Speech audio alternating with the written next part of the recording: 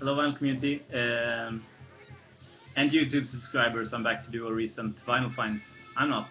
I'm doing this rotations thing. I'm a little bit tired. This is the 5th time I'm doing this, I think.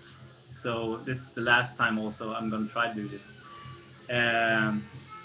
Yeah, it's been a while since I did a video. I haven't been listening to that much. It's been hectic at work, chaotic, and some stuff in private life also happening. So yeah, but I played some stuff since the last installment of this series. I'm gonna show that. I went to Malmö. I went to south of Sweden 2 weeks ago and found some killer stuff that I wanted for a while. One is playing in the background, and it's gonna be awesome to show you those and get you into those records, showing those records. But I'm gonna wait until I get some more, so I have at least 10 to show you. 1 second. This is not edited, and I have to wait.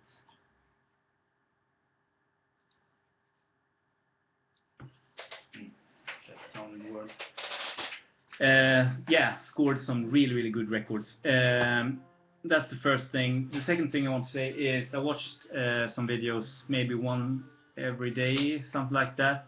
I have this routine, like when I wake up in the morning, before I go to work, I have my breakfast and I watch at least one DC video. So I watched a couple of Derek's, watched Sekos Funk's videos, I watched Fred this morning, half of it. I'm gonna watch the other half tomorrow morning. And Chris, Roger, and John, and John Kiefer, and shit man, I'm sorry if you have even watching this. I'm so sorry. To English gentlemen, really digging those videos.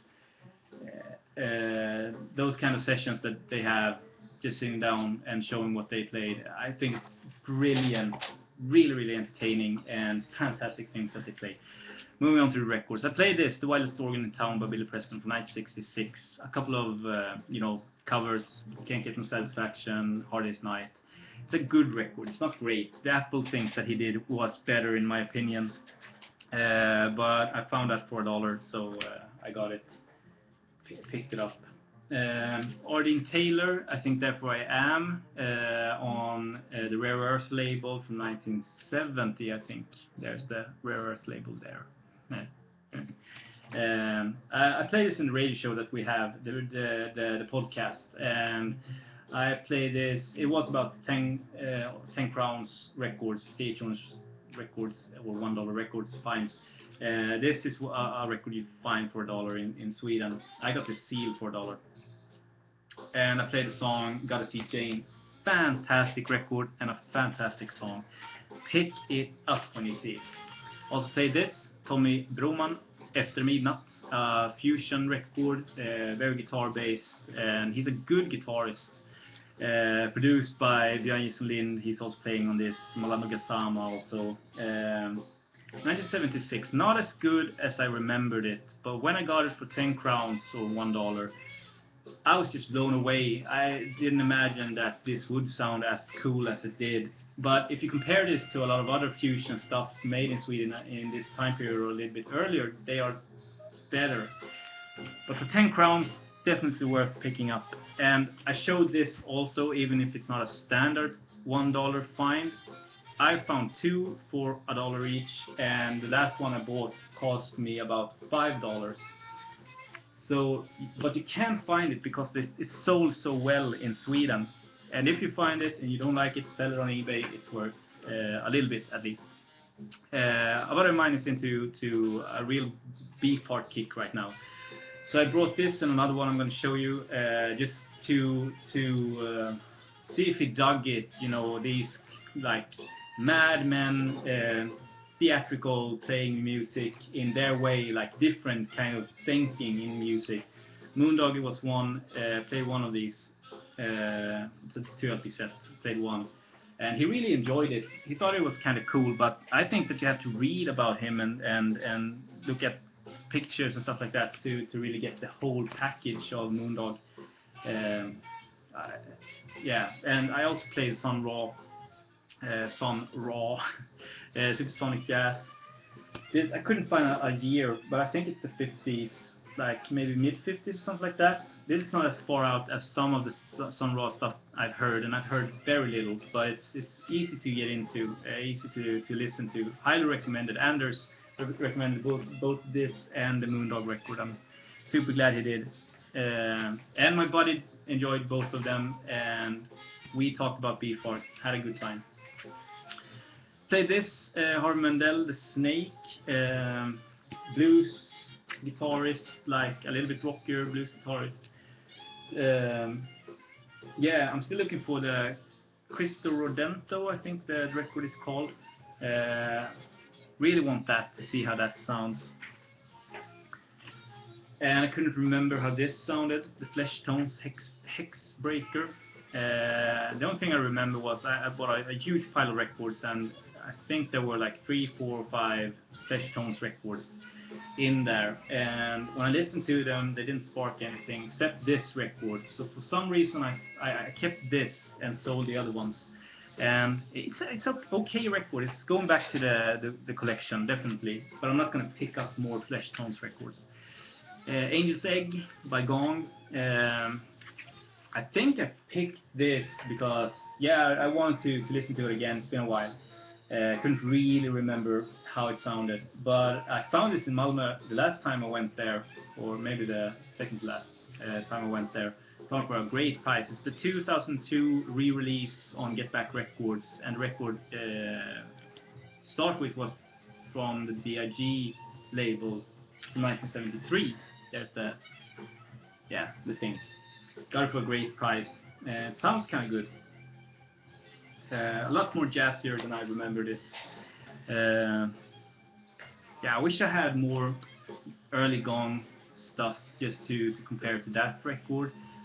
But I know when I bought it, I wasn't too keen on it. I thought that there was a lot of prog that was better, like Caravan maybe, and I was into King Crimson a lot.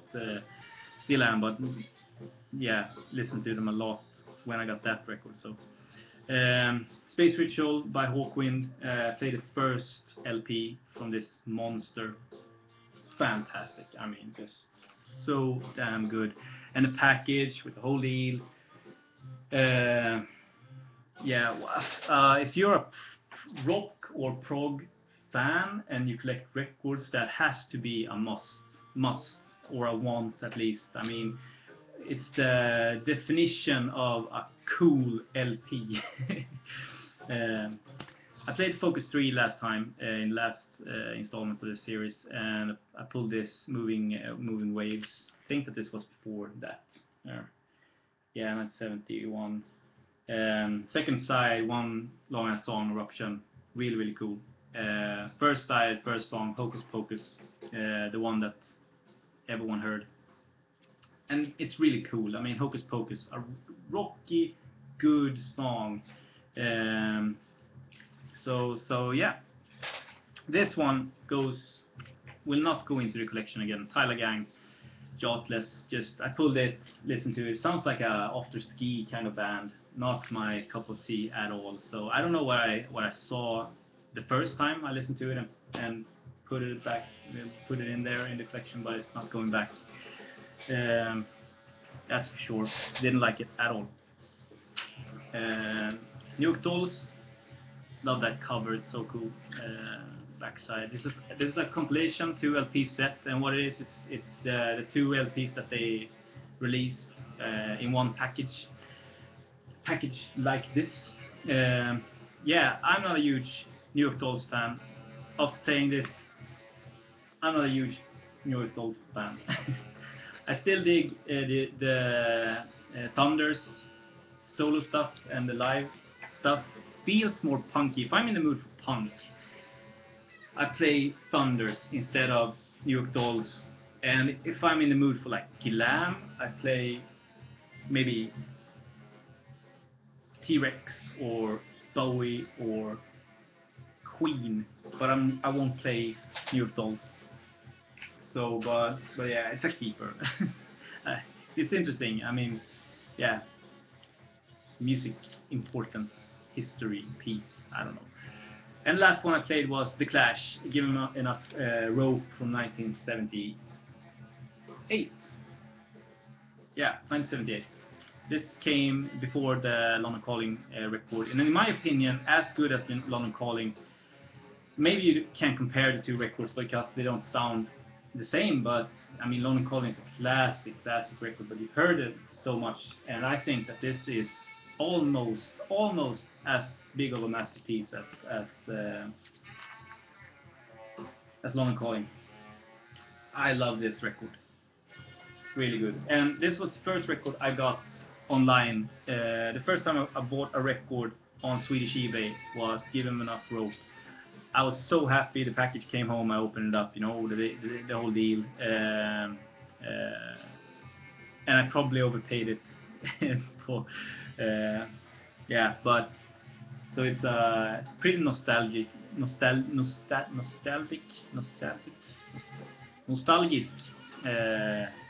skiva record. Okay, that's it for me. From me. I'm gonna go to bed now. Yeah, 8 o'clock. Have a great day, everybody. Please leave comments if you have the time and if you want to. And I'll see you soon. Bye.